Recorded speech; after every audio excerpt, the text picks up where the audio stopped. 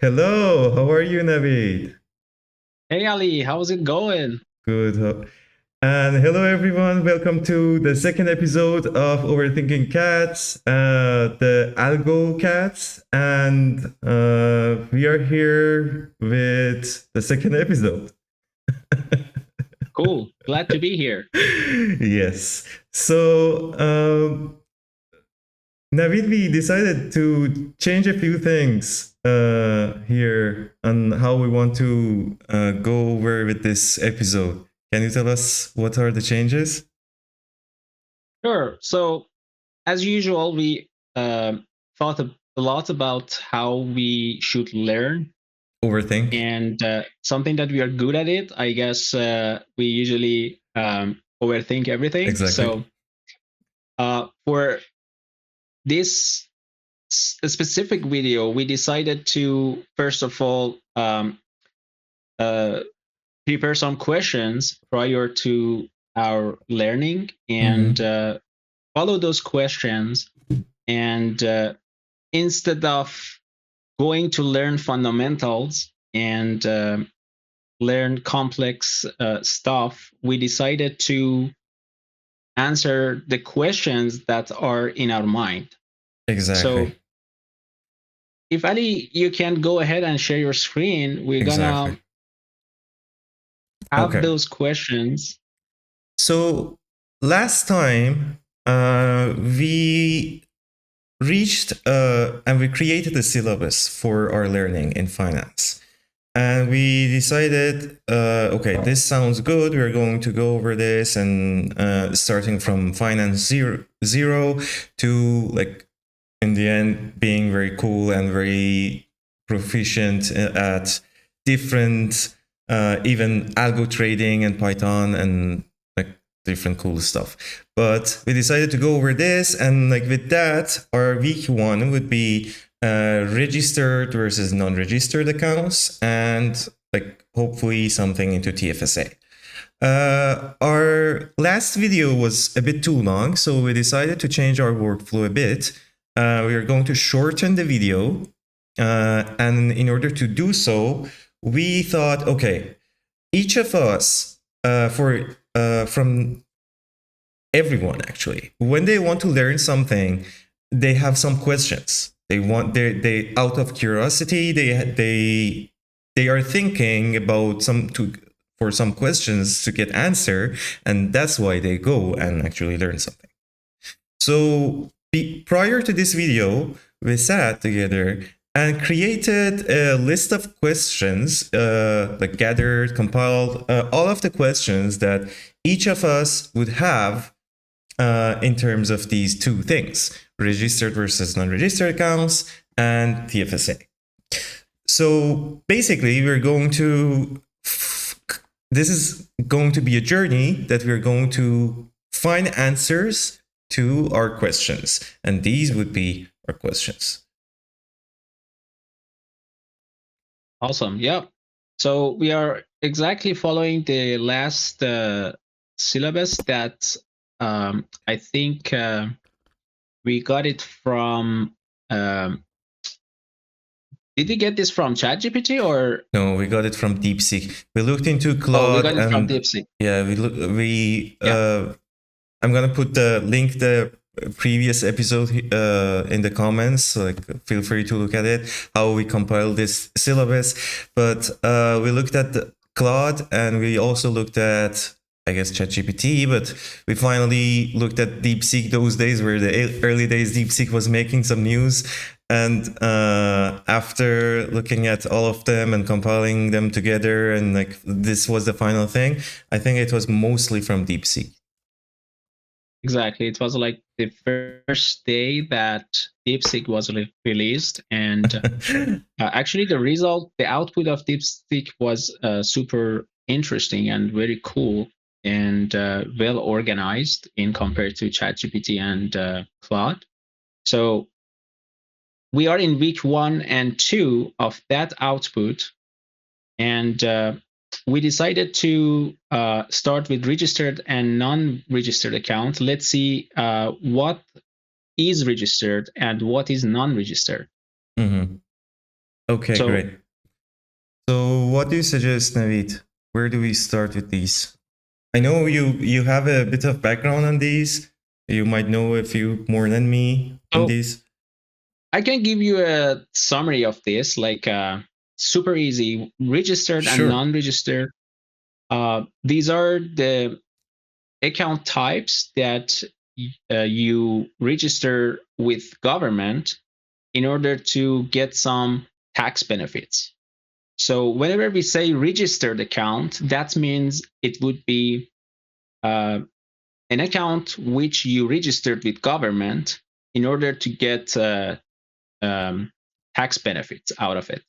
So as an example, TFSA is one of those registered accounts. Mm-hmm. Mm-hmm. Which is our next topic. But we don't want to go further for now. Just we want to make sure if we understand what is registered and not non-registered. So basically, on a non-registered account, if you gain any profit, you're gonna pay the tax out of that profit. Mm-hmm. But in your registered account, if it is under your, let's say, TFSA, for example, which is a tax sheltered account, you are not supposed to pay any taxes on your profit. Mm-hmm. So this is a very simple definition of registered and non-registered. Mm-hmm. So Sounds if you good. wanna, do you want to search it on Claude to Yeah, say sure. what is the output of registered and non-registered in Okay, Claude? so I'm in Claude. I also realized you can choose a style and make it as explanatory. And I found this for understanding the basics very helpful, more helpful than other places.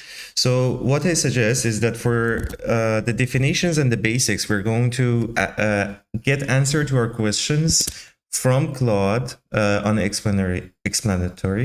Sometimes we're going to, like, if it's going to be sophisticated, we're going to use DeepSeek reasoning. And in cases that all of these LLMs, all of these chatbots, they are very prone to hallucinations. And this is something we should watch out, because if there is something that it's not basic, they might like come up with things, like just generate things that doesn't make sense. We think they make sense, but like they don't actually.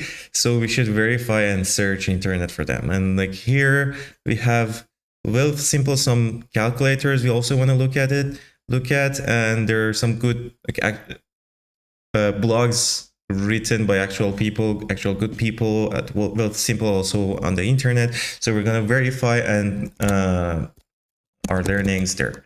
But with that, let's get started with Claude. Okay, let me zoom in a bit. I'm gonna ask, do we have the other prompt we had?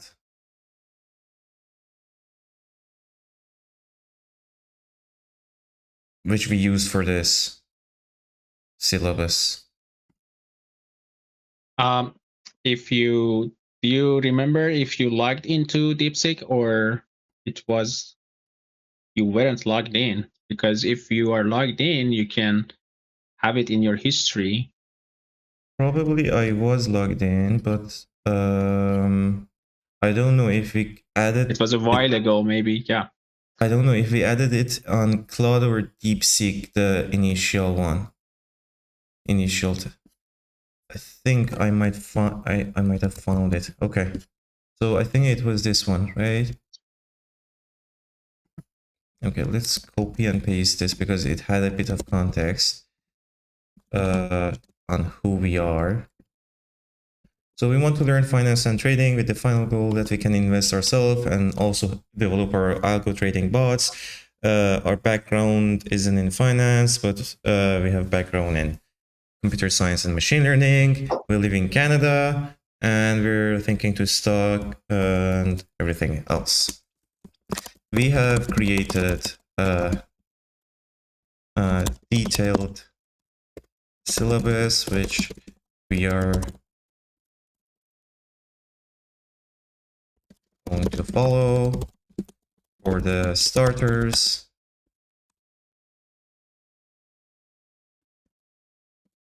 we want to get started with registered versus, let me just copy and paste that. Yep, that would be much faster.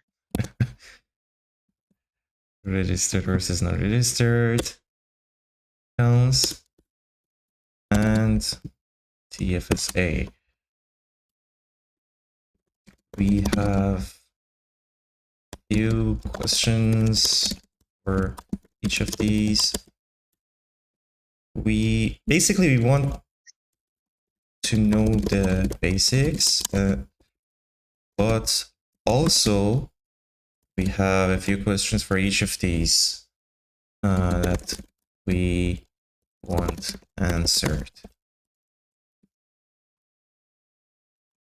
I'm going to provide you the questions step by step, and we can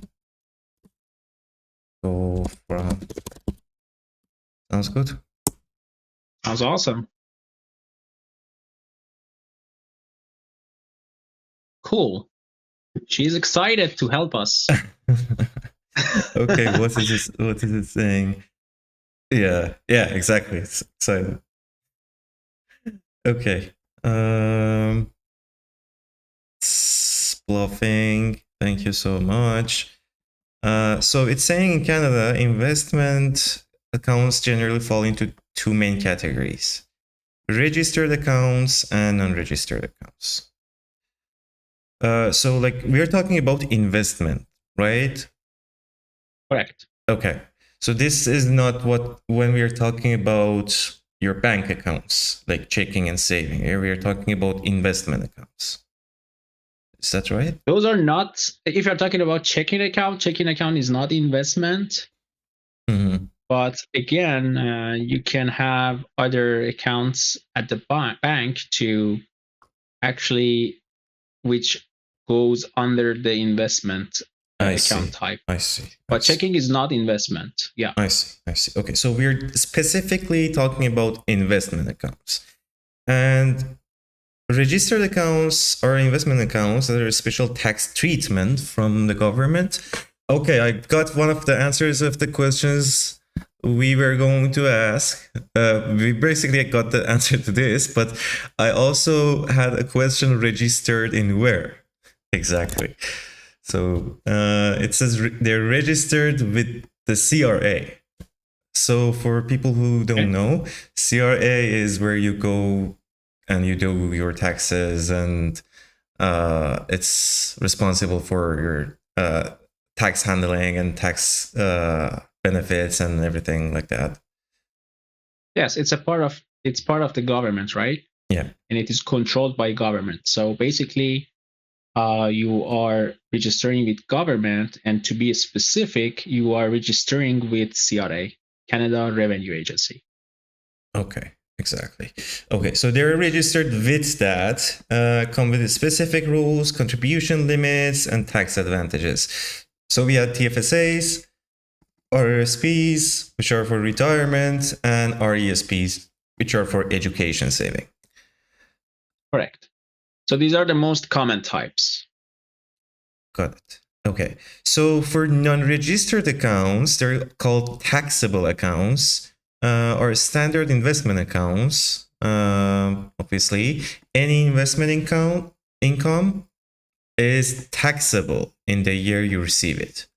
However, these accounts offer more flexibility since they don't have contribution limits or restrictions on withdrawals and everything like that. So also it says the TFSA was introduced in 2009 and is particularly interesting because it combines some of the best features of both worlds. It offers tax advantages while maintaining relatively high flexibility. And that's why we're going to get started with TFSA, I guess. Honestly, why are we starting with tax, or like we were going to learn finance and we were going to learn investing and trading. Like, why are we getting started with tax? So if you go back to the syllabus,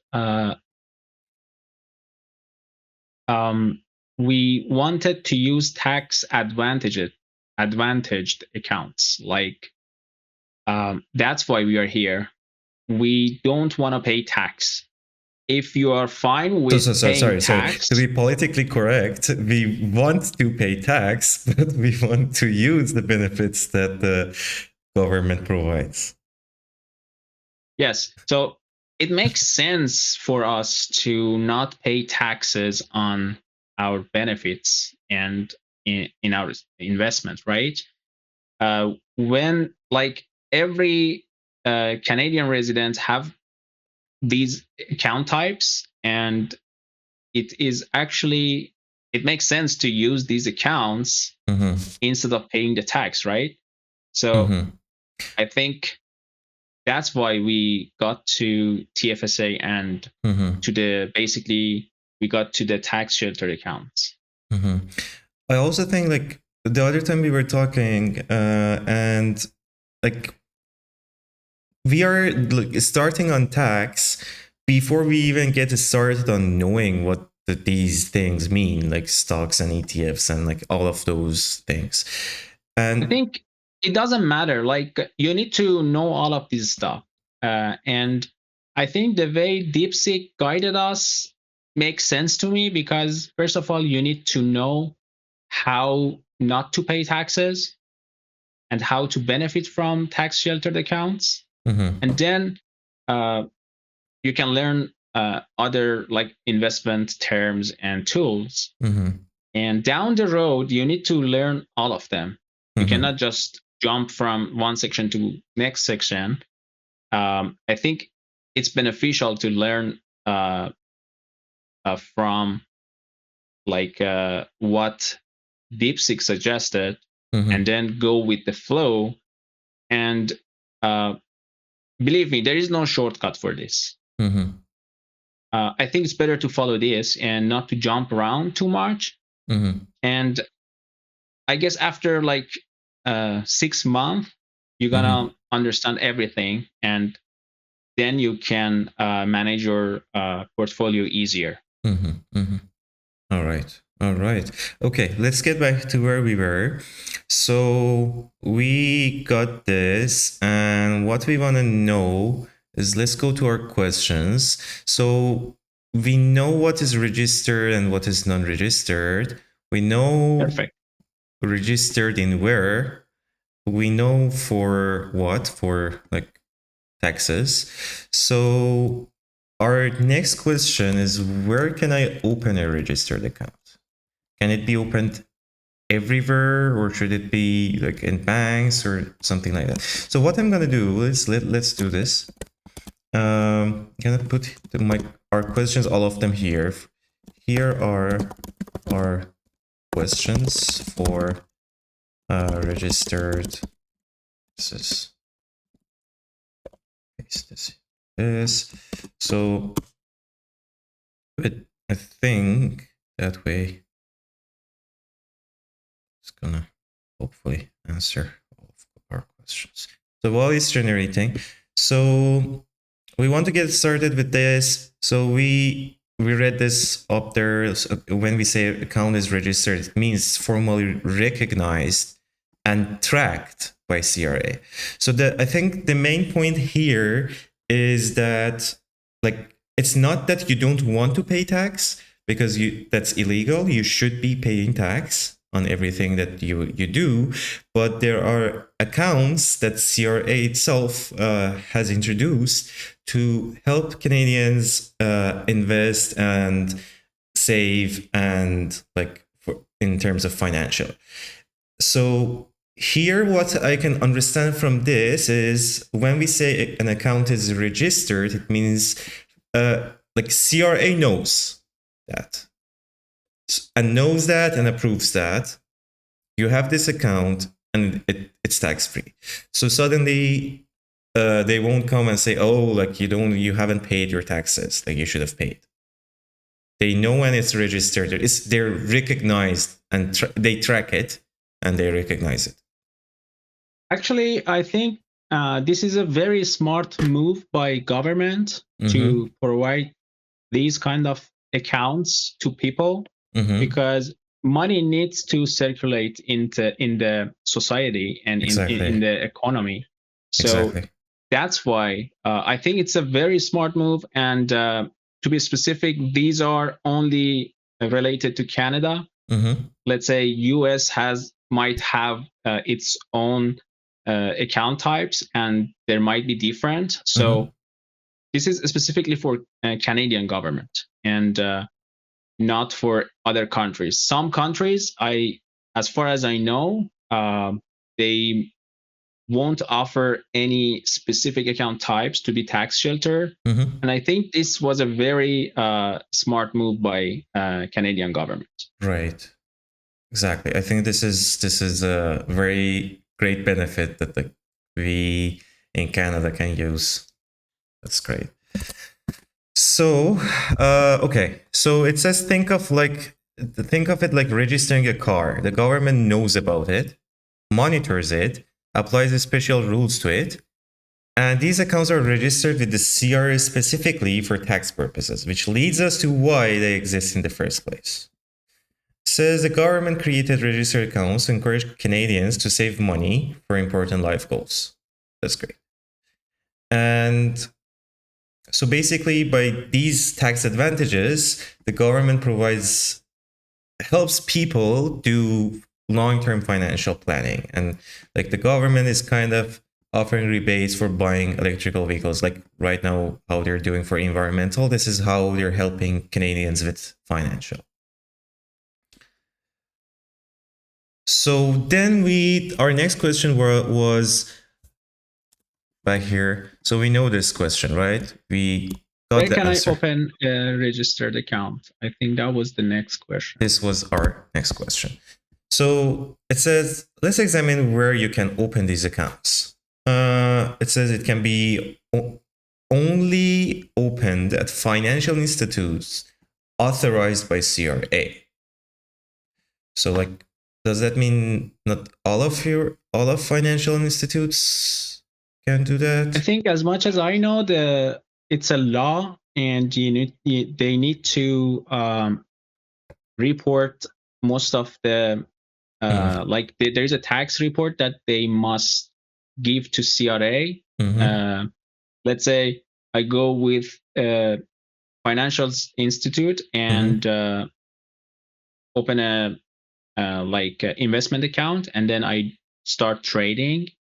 They will report my tradings to CRA. They will say how much did I put in, and then how much did I withdraw. And how much was my benefit. Right. So basically, it's a law, and they must report to CRA. Okay. So, but like all of the banks can do that, right? All of at least the Canadian banks, like CIBC, RBC, TD, BMO, Scotiabank, like these things. Yeah. As far as I know, they must do it. Okay. Yeah. Obviously. Who else does it? And credit unions. What are credit unions?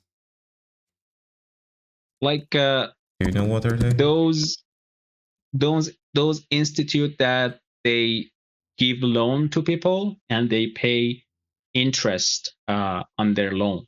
Like mostly, I think they use people use their line of credit to get a loan from an institute, and then in order to give the money back, they need to pay some interest the loan.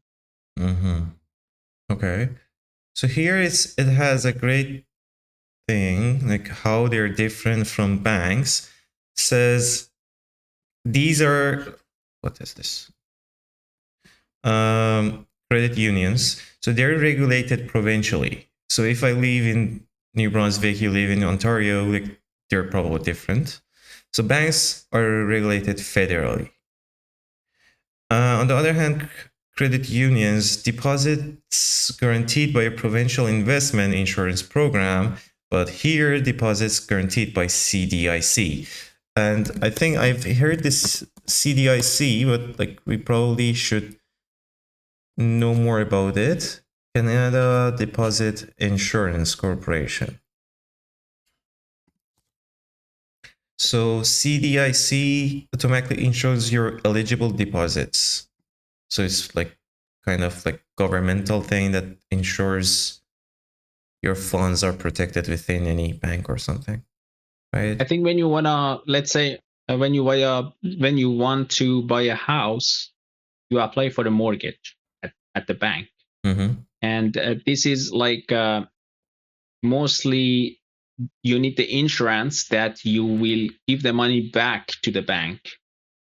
So I think basically this institute actually ensures that, like, it's kind of a assurance to the bank, and they need you to pay to these institutes in order to get mortgage on your house. So it's a kind of an insurance thing. Like if you don't give your money back to the bank, this insurance will pay them. Got it. Okay, back here. So sorry. So for banks, you have no fee required to sign up, but for credit unions, you must pay one-time membership fee. And banks must abide by mortgage regulations introduced by OSFI, pay limit down payment minimums, but credit unions can still offer 0% down mortgages. Also, I don't know what is OSFI. What is OSFI? So it says, okay, you can also do TFSA in credit unions and investment firms like Questrade and Wealthsimple. And insurance companies that offer investment products. Insurance companies? Yeah. What's that? Like Desjardins is an insurance company that they also offer investment products like RRSP match and stuff like that. Okay.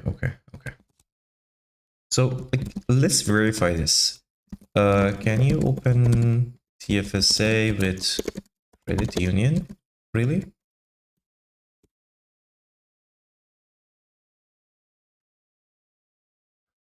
How to open? So you can have more than one TFSA. This is a good thing at a given time, but the total amount you contribute cannot be more than available TFSA contribution for that room. So to open, you need to do both of the following. You need to contact your financial institution, credit union, or insurance company. That's great. So here, if I come here, it says like it should be an issuer. An issuer is a trust company, licensed provider, a person who is eligible to become a member of Canadian Payment Association, or a credit union, which is individual has a qualifying arrangement. So on this Canada.ca website, there are a lot of things on what these actually mean. And you need to provide the issuer with your SIN number and date of birth. So this is how they actually register you. Right. Okay, back here. So it says your existing bank accounts are typically non-registered accounts. They are regular savings or checking accounts without special tax treatment. However, your bank likely offers registered accounts, as you mentioned, Navid. Like banks also do that. Yeah. Okay. So there are multiple different types of registered accounts. Back to our questions. So what about my bank accounts? So we got the answer to this. So I think you got your answer. Your bank accounts are non-registered accounts. Exactly. I got that. Okay, that was a great point. So what next? Our question is, what are the different registered accounts? So it says the main type registered accounts in Canada are TFSA. It says for general savings and investment. and it is instance for tax-free saving accounts. That means every benefit that you gain, it will be tax sheltered. Okay. Like other accounts are like that as well. Like RSP is also tax sheltered, but there are some rules for that. So we're not going to open it right now. We will learn it in future. What are the regulations for RSP and RESP and other type of accounts? Right. So like RSPs for your retirements and like RESPs for like when you're doing education, for education, and RDSP for individuals who have disabilities, and I don't know, for converting RSPs in retirement, RRIF. I have no idea about this as well. So okay, like I haven't heard of it even. I think like there are joint RSPs even that you can do with your partner, things like that as well. Or like you can open an spousal RSP or sponsorial RSP. You can open it for your like dependent or child or something like that. Okay. So back here. So what are the taxable incomes?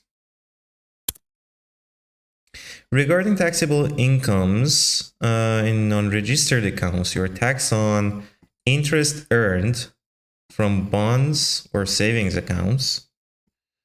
So like whatever interest they give you, dividends, like this is something like you're going to learn probably later what it exactly means, but it says like payments. It's my favorite. Yep. Really? Yeah. Okay. It's so sweet. Like whenever you are being paid, it's so relieving. Like it depends on how much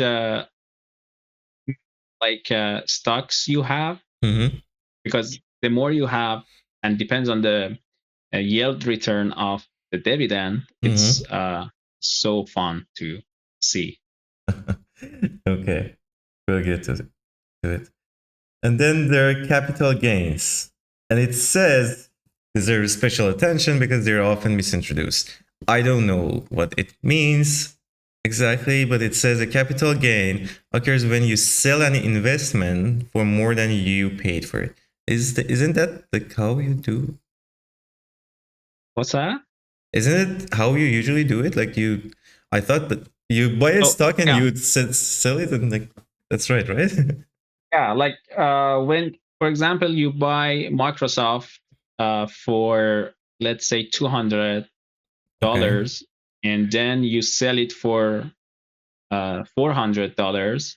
There is a 200 benefit, right? There is a 200 capital gain, and if it is not registered with the government, meaning it's not under your TFSA, your RRSP, your first home saving account, and such, you need to pay tax on those. Okay. And that's profit is actually a capital gain. Okay, got it. So like how is that profit is different from interest earned? Yeah, like interest earned is mostly like when you have a saving account at the bank and they pay you like 1% interest rate. Okay. And it's mostly related to like saving accounts at the bank. And remember, saving account is a non-registered account. Okay. And then you are gaining interest on that, and you need to pay tax on that as well because it's non-registered. If it was registered, it would have been tax sheltered. But when it is not registered, you need to pay tax in your saving account. Right. Okay, cool. So here it says, okay, like capital gain, it gives an example, like how you said, Naveed, is you buy shares for $1,000 and sell them for 1,500. So basically your capital gain is 500. In Canada, only 50% of capital gains are taxable in Are taxable. Is this right, Like or in this, should we check this is it? correct. Like when your capital gain is 500, you need to pay tax on 250, not the 500.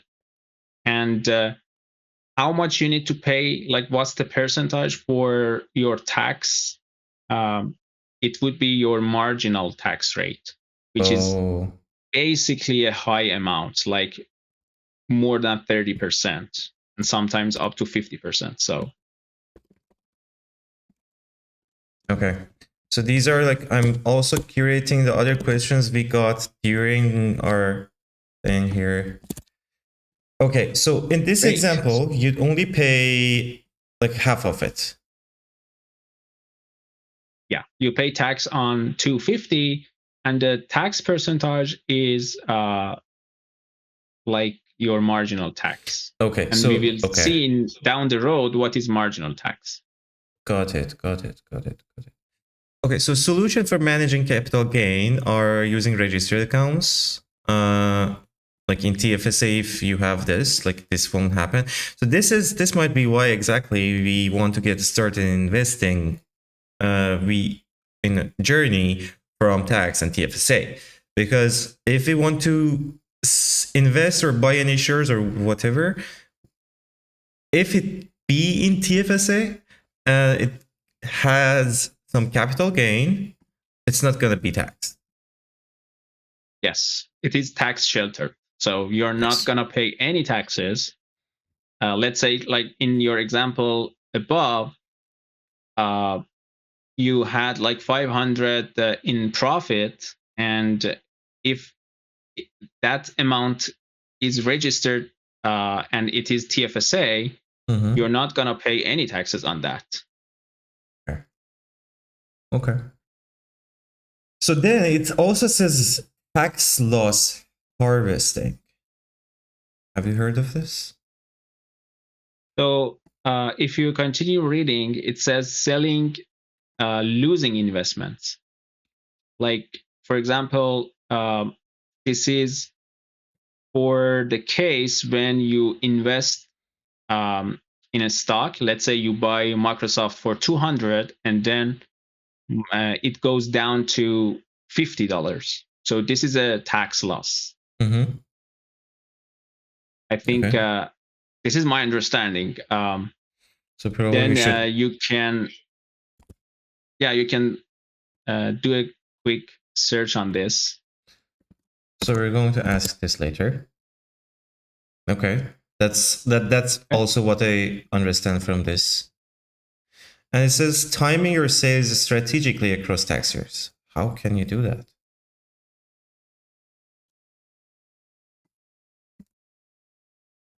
Interesting.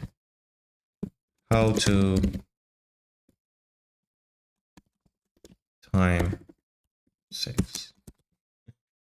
And using the lifetime capital gains exemption for qualified small business shares. What's this? It's getting sophisticated. So I think, Ali, we are going into much detail. Like, what was the question?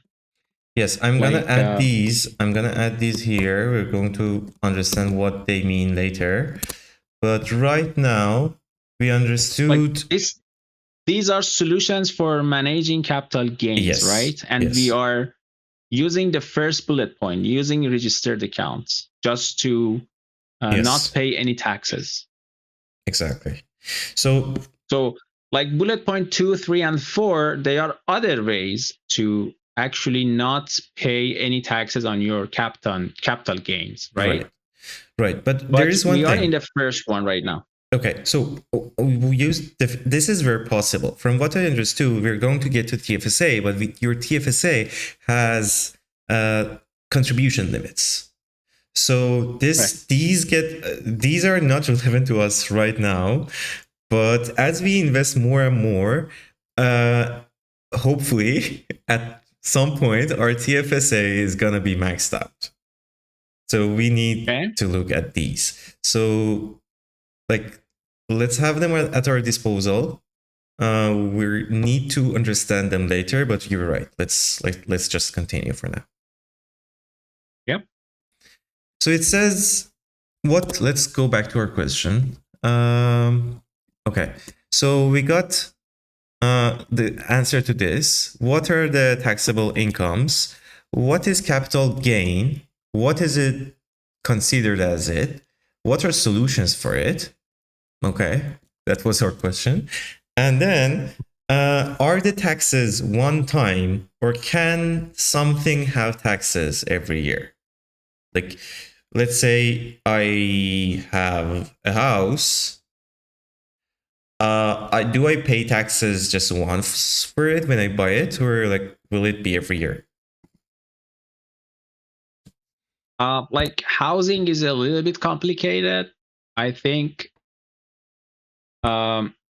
let's give an example with stocks, not with housing, because housing has its own rules, and you need to pay like yearly taxes on housing. But for example, you have a share, you have invested in some stock, such as Microsoft, for example, and then you want to see if you need to pay taxes yearly or how is taxes calculated. Yes. So the short answer is whenever you sell the stock, then you need to pay the tax if it's not registered. Okay. So, for example, you are buying Microsoft today and you are selling it 10 years later. At the 10th year, you need to pay taxes if it's not registered. Okay, so exactly when you sell it and like kind of convert the stock to actual money. Okay. So here it says, as for the timing of taxes, it varies, as you mentioned. It says interest income is taxed annually as it's earned. For dividends are taxed in the year they're received. So they're like just that time. Capital gains are only taxed when realized or when you sell it, as you mentioned. So when you convert them into money. And this is like, I think this would be a terminology. Like when realized means when you sell them. Nice. Property taxes, like on real estate, are annual. So like every year you would pay tax. Okay. And some investments may have ongoing tax implications, while others are one-time events. Okay.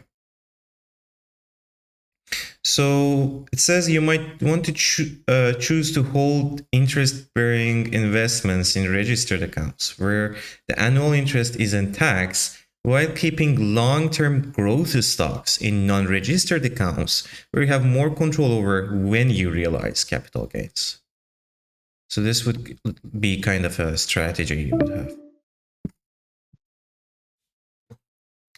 Okay. We have 15 minutes.